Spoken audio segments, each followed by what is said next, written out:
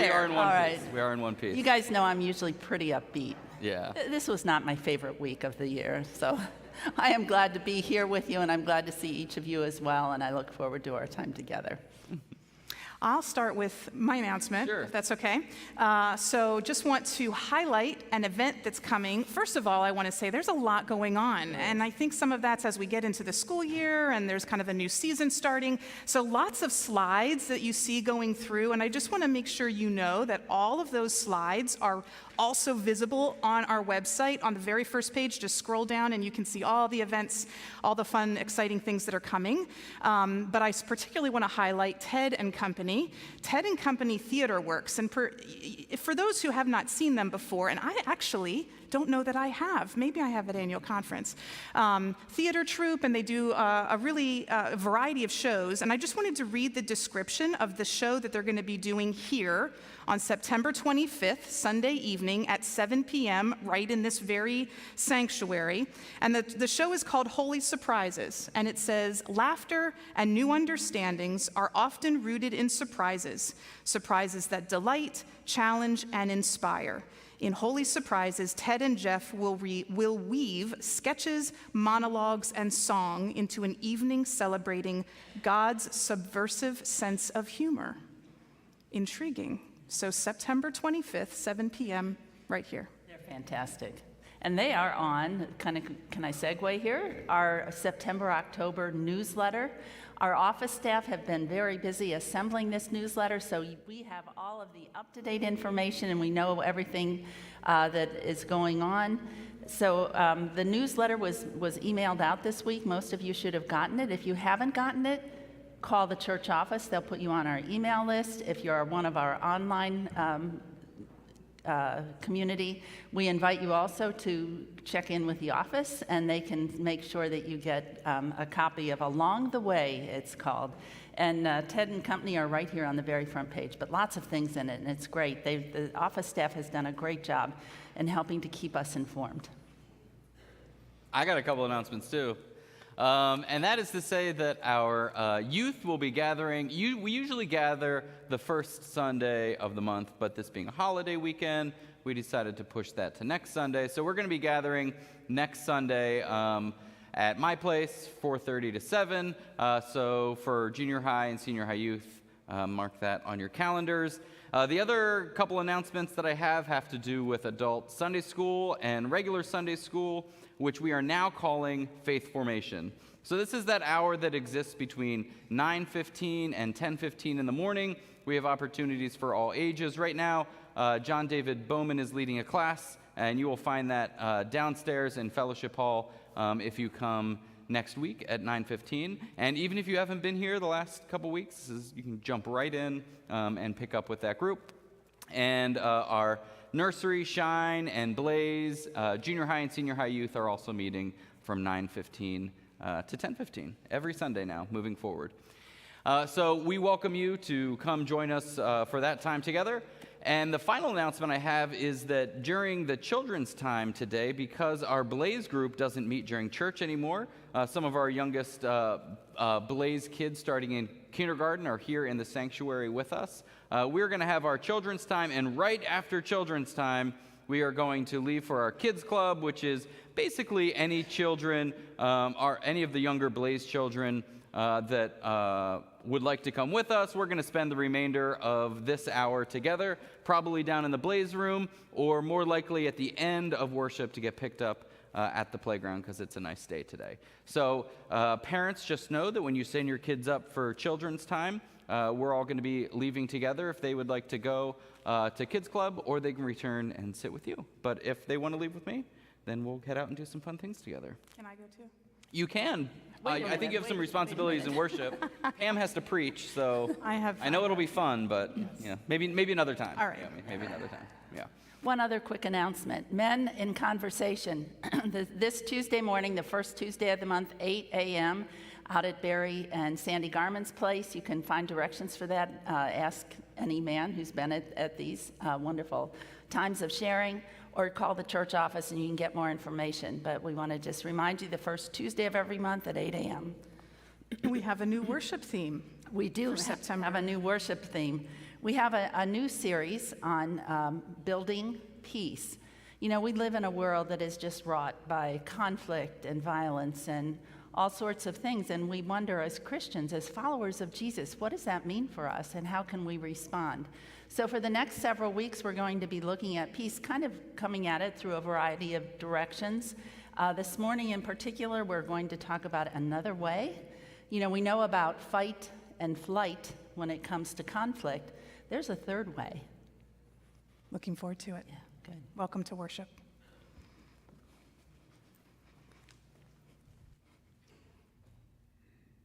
So to begin this morning, in this series, I'd like to read this excerpt from the Book of Common Prayer, a liturgy for ordinary radicals. And this particular section is written by Shane Claiborne. Some of you may be familiar with this, may have heard it before, but I feel like it's very appropriate on this Sunday morning kicking off this theme. Peace is not just about the absence of conflict. It is also about the presence of justice. Martin Luther King Jr. even distinguished between the devil's peace and God's true peace. A counterfeit peace exists when people are pacified or distracted or so beat up and tired of fighting that all seems calm. But true peace does not exist until there is justice, restoration, forgiveness. Peacemaking doesn't mean passivity. It is the act of interrupting injustice without mirroring injustice. The act of disarming evil without destroying the evildoer. The act of finding a third way that is neither fight nor flight, but the careful, arduous pursuit of reconciliation and justice. It is about a revolution of love that is big enough to set both the oppressed and the oppressors free. Peace is about being able to recognize in the face of the oppressed our own faces, and in the hands of the oppressors our own hands. Peace, like most beautiful things, begins small. Matthew 18 gives us a clear process for approaching someone who was hurt or offended us. First, we are to talk directly with them, not at them or around them or about them. Most communities that have been around for a while, like a few decades or centuries, identify straight talk, or creating an environment where people do not avoid conflict but speak honestly to one another, as one of the core values of a healthy community. Straight talk is countercultural in a world that prefers politeness to honesty. In this rule, Benedict of Nursia speaks passionately about the deadly poison of murmuring, the negativity and dissension that can infect a community and rot the fabric of love. Peacemaking begins with what we can change, ourselves. But it doesn't end there. We are to be peacemakers in a world riddled with violence. That means interrupting violence with imagination on our streets and in our world. This peace that is not like any way the empire brings peace is rooted in the nonviolence of the cross, where we see a Savior who loves his enemies so much that he died for them. Peace is often not our instinct, which is why it must be cultivated and grown in us. Even Jesus' key disciple, Peter, picks up his sword. When the soldiers approach Jesus, Jesus' response is brilliant. He scolds Peter, and then he heals the wounded persecutor, only to be dragged away and hung on a Roman cross. If ever there were a case for just war or justified violence to protect the innocent, Peter had it. Yet Jesus rebukes his logic of the sword. The early Christians said when Jesus disarmed Peter, he disarmed every Christian. For hundreds of years, Christians were never seen carrying swords, and they followed the way of the Prince of Peace until death, loving their enemies and blessing those who cursed them. It doesn't look like a good strategy for running an empire, but it is the narrow way that leads to life. Undoubtedly, it doesn't seem like it will always work. As we look at history and even as we read the scriptures, there seems to be evidence that violence has worked at times and failed at other times, just as nonviolence has worked at times and failed at other times. In the end, the question is, Which looks most like Jesus? For we are called not just to be successful, but to be faithful to the way of the cross, even until death. The way of the cross did not seem to work on Friday, but the promise is that Sunday is coming. And in the end, love wins. Please join me in prayer. Lord, make me an instrument of your peace. Where there is hatred, let me sow love. Where there is injury, pardon. Where there is doubt, faith. Where there is despair, hope. Where there is darkness, light. Where there is sadness, joy. O divine Master, grant that I may not so much seek to be consoled as to console, to be understood as to understand, to be loved as to love. For it is in giving that we receive, and it is in pardoning that we are pardoned, and it is in dying that we are born to eternal life. Amen.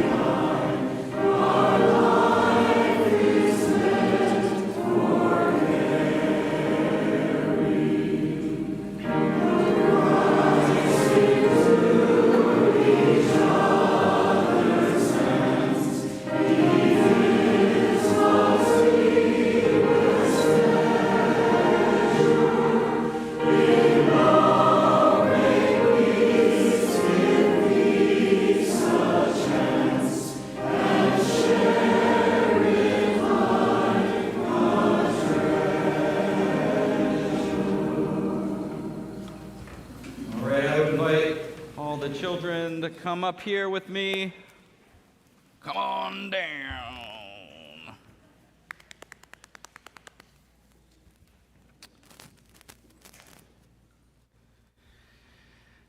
So it looks like this. You guys can come up. Why don't you come up here? Come up here with me. Come on up. Yeah. So it looks like it is that time of year where we are all going back to. That's a deep sigh, I heard. Back to school. Summer's over, but when we go back to school, it means we get to learn new things, but we also get to meet new people, make new friends, which is always really exciting. And a part of going back to school, did you interact with people in your class? You meet new people, maybe you see friends you've had for a long time. But I know one of the challenging things about school is the people that are there. You have really good friends, but then there's also people who maybe you think to yourself, that person's not very nice. Why are they not so nice? Well, let me tell you, I think one of the hardest things that Jesus calls us to do is to love everybody. And it's not really hard, well, maybe sometimes, but most of the time, it's not really hard to love your mom and dad, or to love your grandma and grandpa, or your sisters, or your neighbors, or your friends, or the people who are really nice to you. It's easy to love those people. But it is really hard to love people who are not nice to us, isn't it? That's tough. When people are mean to us, it's hard to love them. And Jesus says we're supposed to love them. That's not easy. And I want you to know that that's okay. It's okay that it's not easy. It's not supposed to be easy. But one of the most beautiful things is that when we love one another, even those people who we think don't love us, is that helps to spread the love around even more. And suddenly, sometimes those people who are mean, if they have enough experiences with people being kind and loving to them, then they start to maybe change and aren't so mean anymore.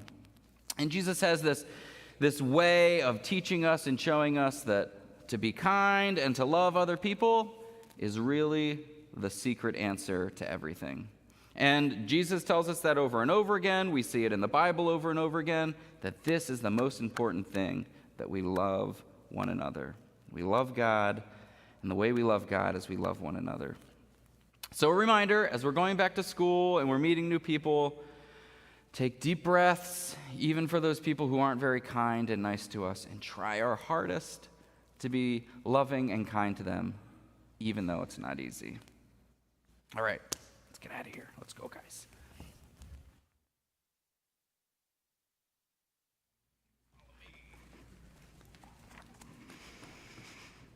A good reminder for children and adults. Thank you, Jason. For our prayer time this morning, I'm going to lead us in a guided centering breath prayer, and then I will close with a small spoken prayer, and then we'll have some prayer response music. So I would invite you to begin by closing your eyes. Relax your legs, maybe rest your feet on the floor. Relax your arms, perhaps rest your hands on your lap or beside you. Relax your fingers. Relax your neck and your face. Relax your shoulders and your back. Relax your elbows.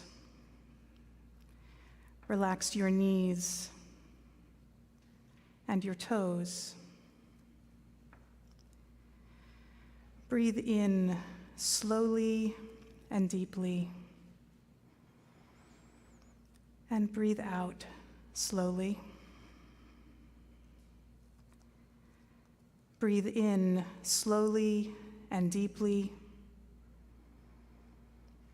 and breathe out slowly. Continue breathing in and out.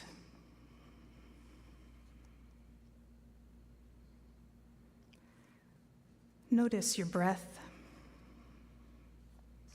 Notice how it feels to breathe in and breathe out. Notice how it fills your lungs. Feel your breath moving through every part of your body. Rest in this pattern of breath. In and out. In and out. Breathe in and think God. Breathe out and think you are peace. Breathe in and think God. Breathe out and think you are peace. As you breathe in, take in God. As you breathe out, acknowledge God is peace.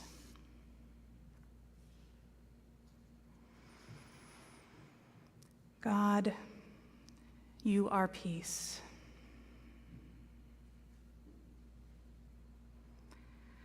God, you are peace.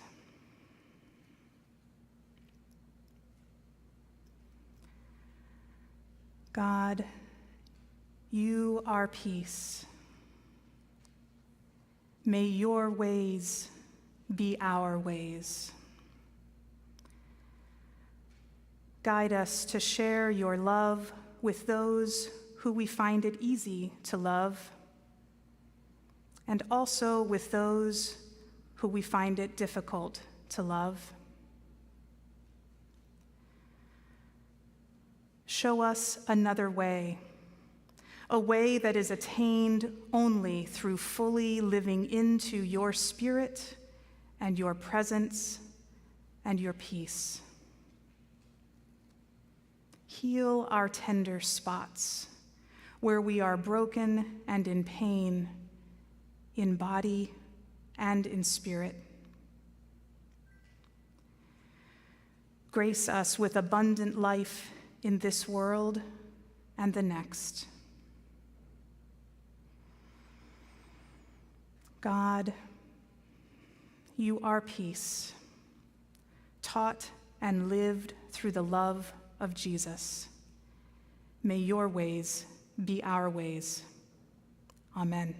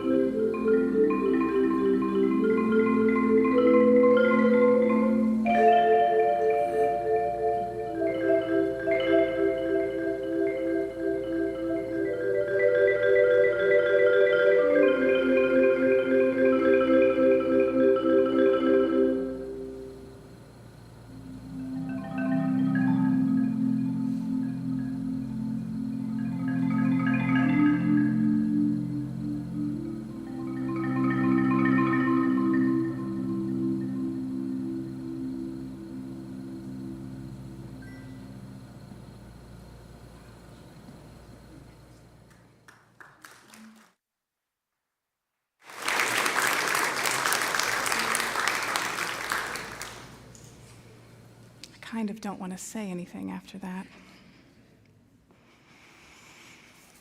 As we come to our time of offering and giving this morning, I wanted to share from this book. Some of you might recognize this, Speak Peace, a Brethren Press publication with a number of daily meditations on peace from authors from within the Church of the Brethren tradition and beyond. I want to share a reflection on Isaiah 60, verse 1, written by Ken Morse, who many of us know as the author of Move in Our Midst, but also was a tremendous poet. Isaiah 60, verse 1, "Arise, shine, for your light has come, and the glory of the Lord has risen upon you."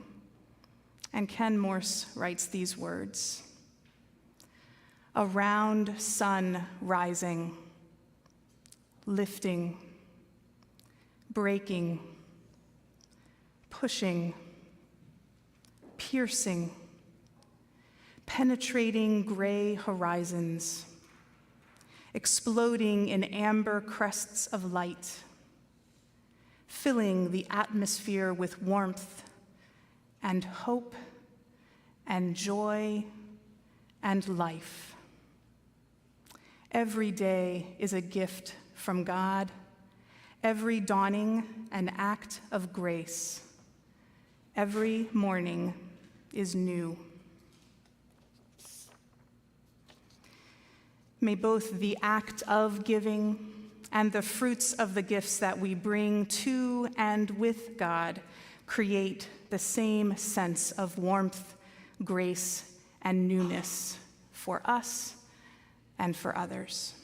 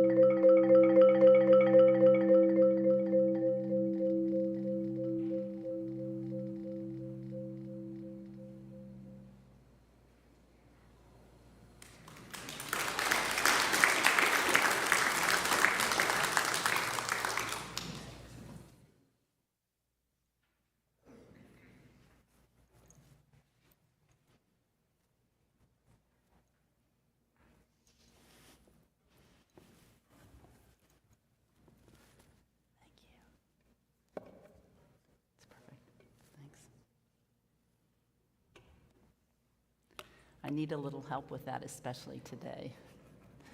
Gary, thank you for that beautiful, beautiful music. Those pieces were just lovely, and I understand that last piece was called A Little Prayer, and we are a people of prayer, for sure. So thank you so much for leading us in that way, and to Kay, too, for the musical leadership you've given this morning. Well, Naomi, I identified a little bit with that part in your prayer that said broken in body. Thank you.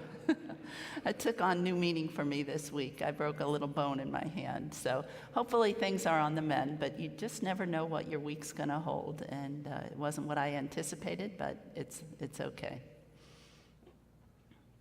Well, you might imagine what a thrill it was to anticipate a visit to Bethlehem. And I mean the real Bethlehem, only 12 days before Christmas. Some years ago, our group of denominational leadership was scheduled to visit Manger Square, the Church of the Nativity, and Bethlehem College on our visit to the Holy Lands. We began the first day's tour in the offices of Bethlehem Bible College. And as we entered the building in that faraway land, something very familiar caught our eye. Right there on a filing cabinet was the bumper sticker. When Jesus said, "Love your enemies," I think he probably meant, "Don't kill them." It was taken from the lyrics of a song that was written by Church of the Brethren school teacher Linda Williams, who lives in San Diego, California, right there in the real Bethlehem. Well, we learned that even, and maybe especially, the Bible College in Bethlehem was deeply affected by the continuing conflict and the relentless oppression in that war-torn land. Our group had the honor of an invitation to lunch with the college president, where he shared personally with us. He spoke of efforts of intimidation and bullying by the government and military, and of the violence that is theirs every day. I asked him if he ever felt that his personal safety was directly at issue, and he said, all the time. This courageous and faith-filled man was risking his very life every day to live his beliefs, to continue to work to the work which he had been called. Yet he was confronting the enemy peacefully as he persisted in that calling.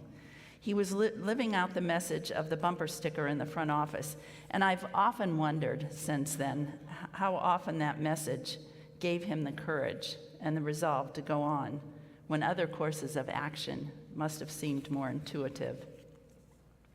So when we were planning this sermon series on building peace and coming at it from a variety of angles, I remembered this bumper sticker and the instruction to love our enemies. And I found this passage of scripture from the Sermon on the Mount. You have heard that it was said, an eye for an eye and a tooth for a tooth. But I say to you, do not resist an evildoer. But if anyone strikes you on the right cheek, turn the other also. And if anyone wants to sue you and take your coat, give your cloak as well. And if anyone forces you to go 1 mile, go also the 2nd mile. Give to everyone who begs from you, and do not refuse anyone who wants to borrow from you. You have heard that it was said, you shall love your neighbor and hate your enemy. But I say to you, love your enemies and pray for those who persecute you, so that you may be children of God in heaven. Well, different Christian traditions understand this teaching of Jesus and the whole of the Sermon Mount in Matthew 5 in a variety of ways. Some think that Jesus was putting forth a set of values to which his disciples, and that includes us, should aspire. They are impossible, but that's the point. By striving toward them, we live better than we would otherwise. Others think that Jesus' words throughout the Sermon on the Mount reveal the impossibility of human righteousness, preparing us for the advent of grace. Still others believe that Jesus was speaking to his disciples as individuals. In our modern world, with its complex relationships, global economics, and violent military threats, his advice simply does not hold. For these folks, Jesus' teaching is irrelevant. And yet others propose that Jesus never intended for these sayings to be reasonable because they violate the common sense of this world and rather point to the reality of the next. And some scholars offer yet another understanding, one that resonates with our tradition, and I think resonates with us. One leading scholar argues, though clever and insightful, all of these interpretations suffer the same problem. Matthew's gospel as a whole, and the Sermon on the Mount in particular, repeatedly insist that Jesus means exactly what he says. In Matthew's gospel, to follow Jesus means to do what Jesus says. But it can also leave us scratching our heads and wondering, if we take Jesus' teaching on nonviolence seriously, what does that, practically speaking, look like? In these days of the Taliban and Boko Haram and ISIS and ongoing violence, even in the little town of Bethlehem, how can we love our enemies? How can we be followers of Jesus if that's exactly what Jesus meant? Preparation for this sermon took me back some 20 years to a seminary class, a cooperative effort of Eastern Mennonite Seminary and our own Bethany Theological Seminary. The course? Issues in Faith and Peacemaking. And it's just what I needed as a brand new brethren. It was co-taught by two dynamic professors. Mennonite John Lapp, who had recently retired as executive secretary to the Mennonite Central Committee, and a Church of the Brethren professor, none other than our own Dale Brown, retired Bethany faculty and a member of this congregation at the time. The passion that these two retired men exuded for peacemaking was contagious. So I'd like to share some of what our class learned, much from the writings of Walter Wink. It may be new to some. It was to me. It helped me to see and to embrace peacemaking in a whole new way. And I'm inspired whenever I revisit it, which I try to do often. Throughout the ages, humanity has understood two responses to evil: flight or fight. And when issues become polarized, whether it's personal or global, it seems that these two are the two options. Flight or passivism is to give into, or to resign to the oppression or the evil, to flee. Fight, of course, is when physical violence is used in return, whether it's fighting at a personal level or that global level. Walter Wink proposes a third way: stay engaged, but refuse to oppose evil on its own terms. He says that these verses in Matthew, Jesus was urging his followers to transcend both passivity and violence by finding that third way, one that is both assertive yet nonviolent. It's what we call nonviolent resistance. And it's interesting that Wink draws heavily from Martin Luther King Jr. on his philosophy.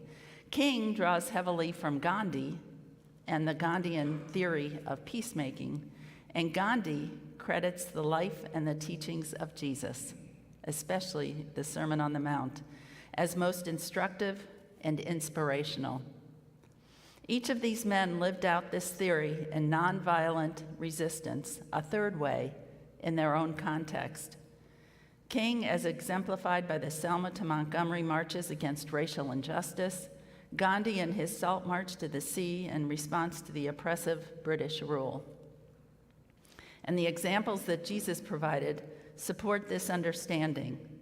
Until recent years, much of Christendom saw the teachings of Jesus and his examples as passive.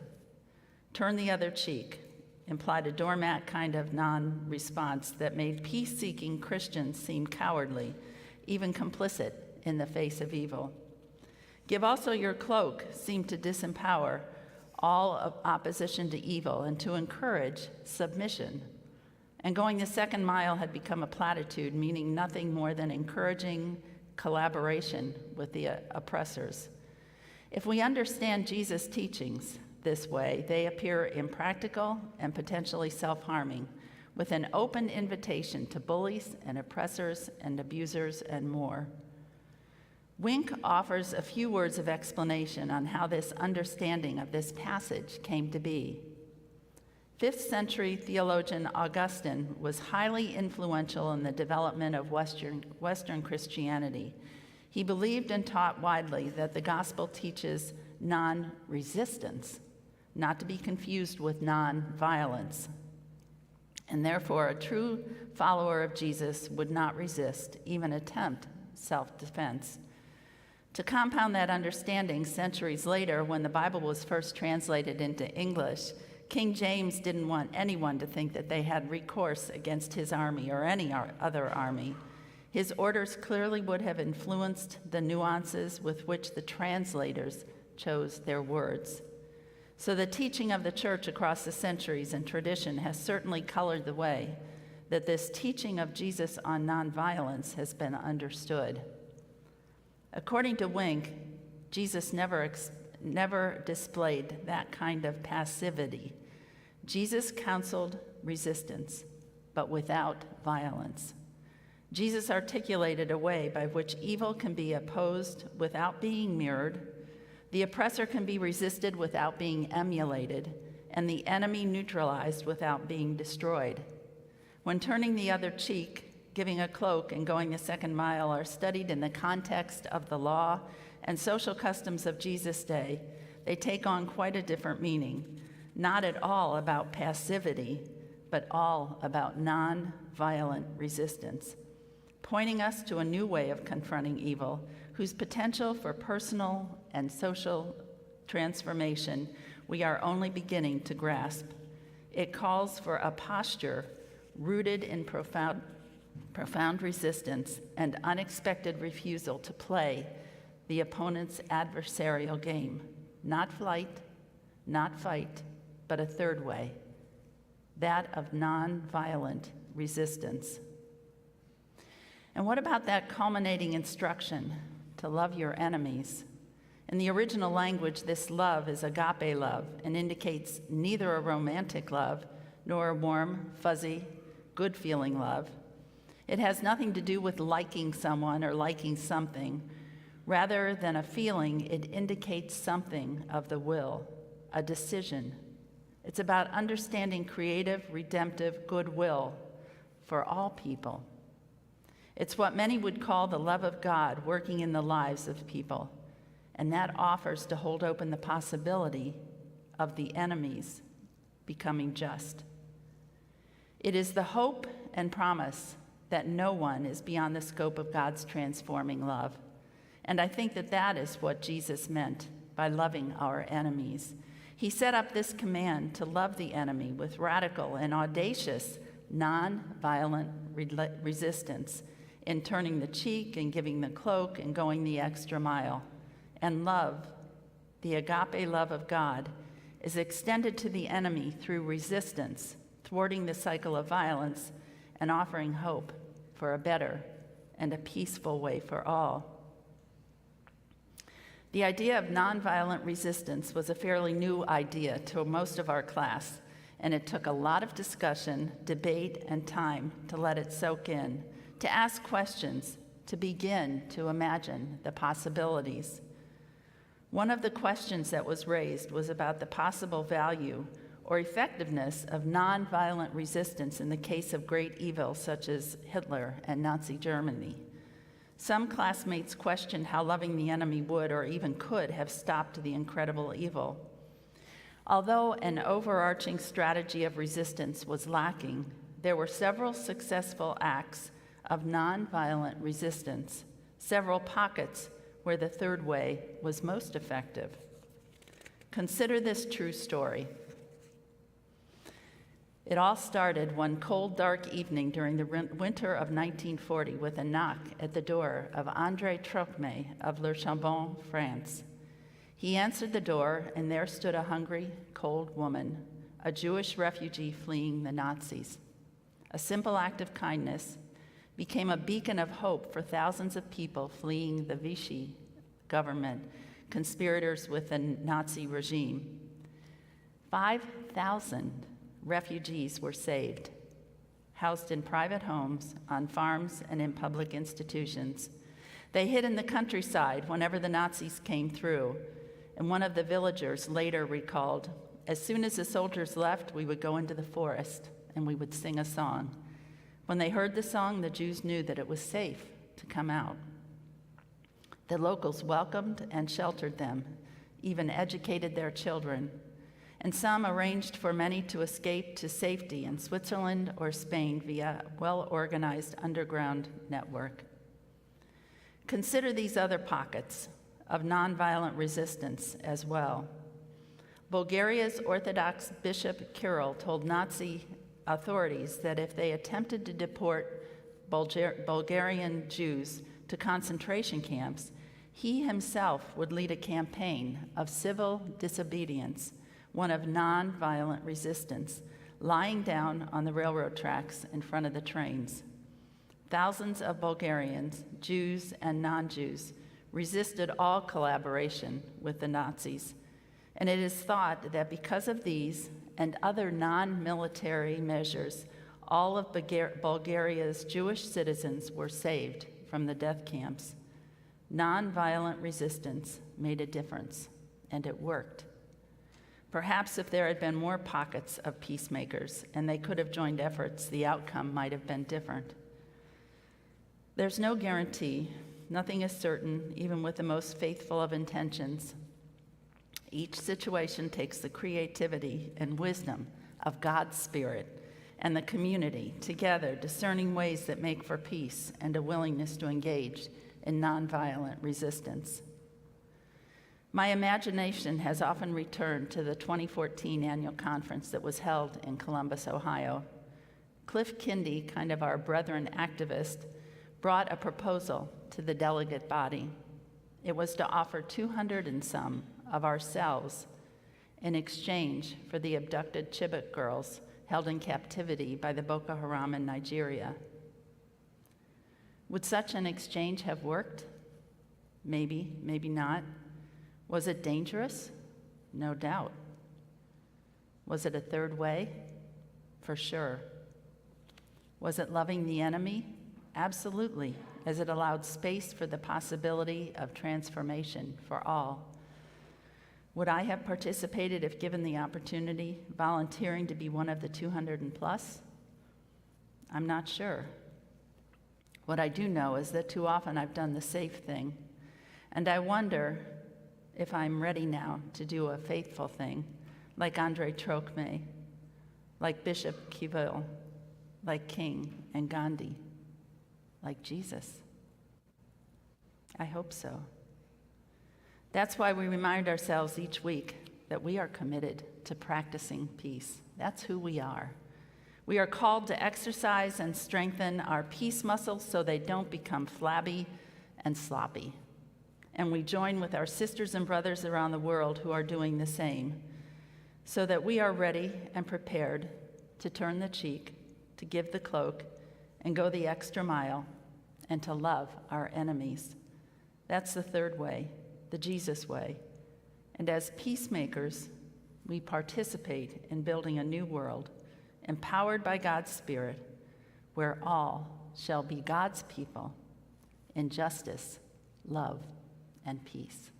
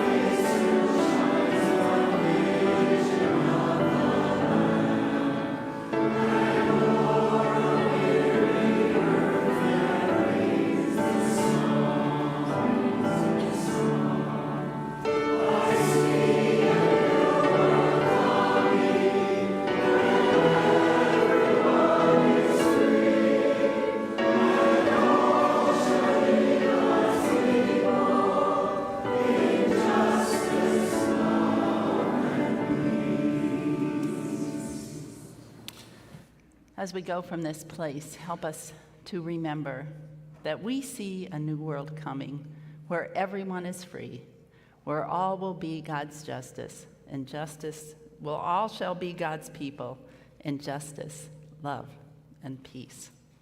Go in that hope, go in that promise.